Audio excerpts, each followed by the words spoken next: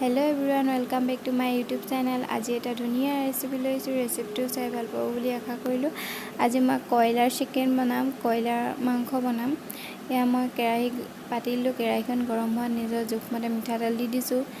এতিয়া মই ইয়াতে এচিকুট নিমখ দিছোঁ আৰু এচিকুট হালধি দি মই এতিয়া আলুকেইডোখৰ ফ্ৰাই কৰি ল'ম। ইয়াতে এয়া মই আলুকেইডোখৰ ফ্ৰাই কৰি ল'ম ভালদৰে। বেছি মই সিজালৈকে ফ্ৰাই নকৰোঁ, এনে অকণমান ফ্ৰাই কৰি ল'ম। এয়া মই আলুখিনি লৰাই ফ্ৰাই কৰি আছোঁ ধুনীয়াকৈ। আলুখিনি মই বেছি ফ্ৰাই নকৰোঁ, এনে অকণমান ফ্ৰাই কৰি লৈছোঁ।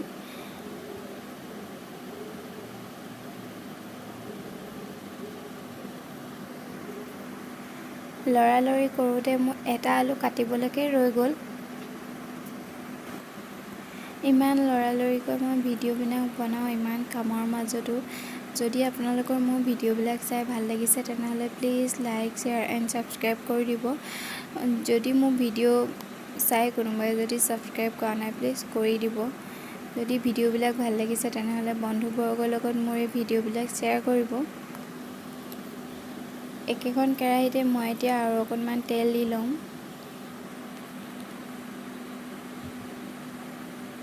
মই তেল দি ল'লোঁ।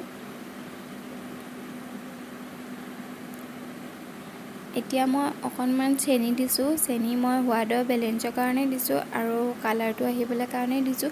যদি অকণমান চেনি দিয়া হয় ন, কালাৰটো বহুত ধুনীয়া হয় আৰু সোৱাদটো বেলেঞ্চত আহে আৰু খাবলৈ খুবেই টেষ্টি হয়।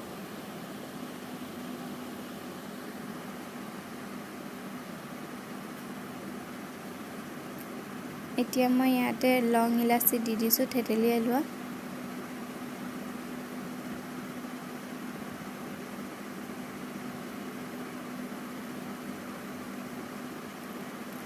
মই দুটা পিঁয়াজ কাটি লৈছিলোঁ, পিঁয়াজকেইটা মই দি দিছোঁ ধুনীয়াকৈ। এতিয়া ৰঙচুৱা হোৱালৈকে ভাজি লওঁ।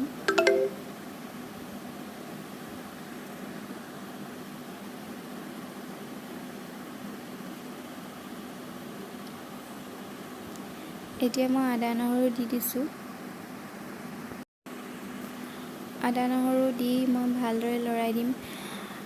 মোৰ ৰেচিপিবিলাক তেনেই চিম্পুল আৰু একেবাৰে সহজ হয়। যিহেতু মোৰ ঘৰত সকলোৱে মছলা ভাল নাপায়, ইমান এটা বেছি মছলাদায়ক আৰু ইমান এটা তেলি জাতীয় বস্তু খাই ভাল নাপায়, সেইটো কাৰণে মই একেবাৰে চিম্পুল ৰেচিপিয়ে দিওঁ আপোনালোকক।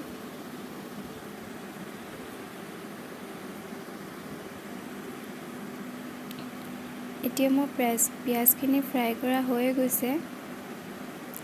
ইয়াতে মই এতিয়া মাংসখিনি দি দিম।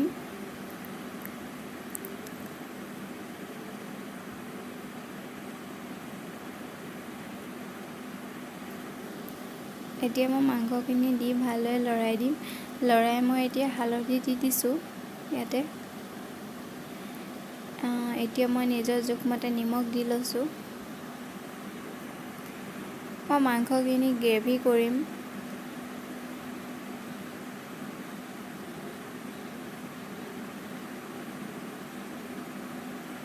এতিয়া মই 5 মিনিটমানৰ কাৰণে ঢাকি ভাজি ল'ম একেবাৰে ল' ফ্লেমত।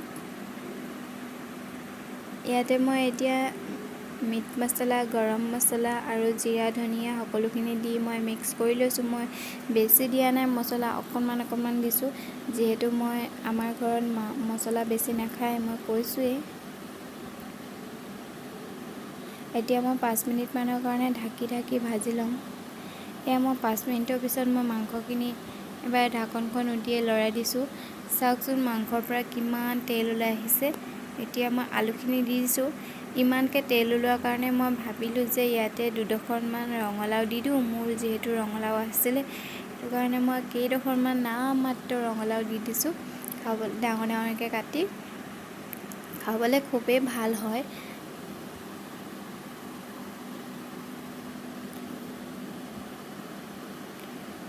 চবেই ৰঙালাও খাই ভাল নাপায়, সেইটো কাৰণে মই বেছিকৈ দিয়া নাই, দুডোখৰমান ডাঙৰকৈ দি দিছোঁ নামমাত্ৰ। এয়া ৰঙালাওকেইডোখৰ মই এতিয়া দি দিছোঁ। এতিয়া মই দি অলপ দেৰি ঢাকন মাৰি ভাজিম।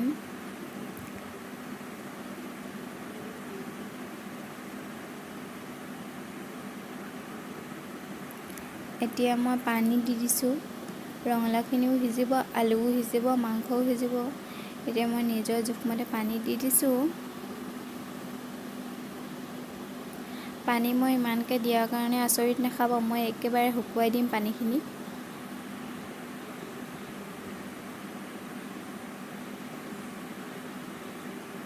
এয়া মই উতল আহিলেই এতিয়া মই এইখিনি একেবাৰে শুকুৱাই পেলাম। এয়া মোৰ মাংস হৈছে আৰু পানীখিনি মই আৰু অকণমান শুকুৱাম।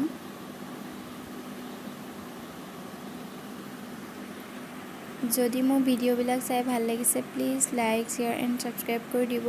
এয়া মোৰ মাংস ৰেডি হৈ গ'ল, ইমানতে মই ৰাখিম সানি সানি খাব পৰা কাৰণে।